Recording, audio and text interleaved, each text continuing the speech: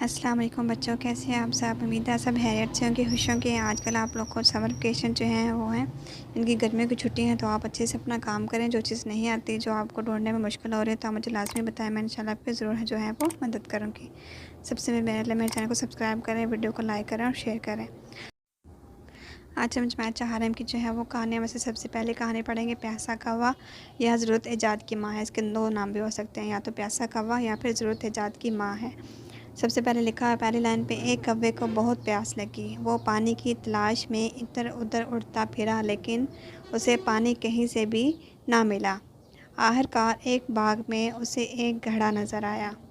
گھڑے میں تھوڑا سا پانی تھا۔ کوے نے قریب پڑے کنکر اٹھا اٹھا کر گھڑے میں ڈالے۔ پانی اوپر آ گیا۔ کوے نے پانی پیا، خدا کا شکر ادا کیا اور اڑ گیا۔ کوے کو محنت کا صلہ مل گیا۔ اب اس کہانی کا نتیجہ کیا ہے؟ سب سے پہلے محنت کرنے سے ہی مقصد ملتا ہے۔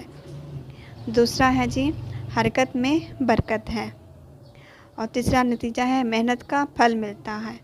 آپ نے ان تینوں میں سے جو آپ کو آسان لگتا ہے، جو آپ اچھے سے یاد کر سکتے ہیں، وہ آپ نے جو ہے وہ نتیجہ یاد کرنا ہے۔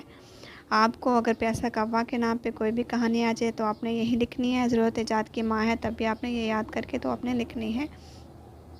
آپ نے اس کو اچھے سے تلفظ سے یاد کرنا ہے۔ پہلے ایک لائن کو یاد کریں، اس کو لکھنے کی کوشش کریں، اس کے بعد دوسری لائن یاد کریں، اس کے بعد اس کو لکھنے کی کوشش کریں۔ آپ جس طرح تھوڑا تھوڑا کام نہیں کہ اگر لکھتے جائیں گے، یاد کرتے جائیں گے، تو انشاءاللہ آپ کو بہت اچھے سے یاد ہو جائے گا، اور آپ کو پیپر کے دنوں میں یا پیپر کے شروع میں آپ کو رٹا لگانے کی یا زیادہ محنت کرنے کی ضرورت نہیں پڑے گی۔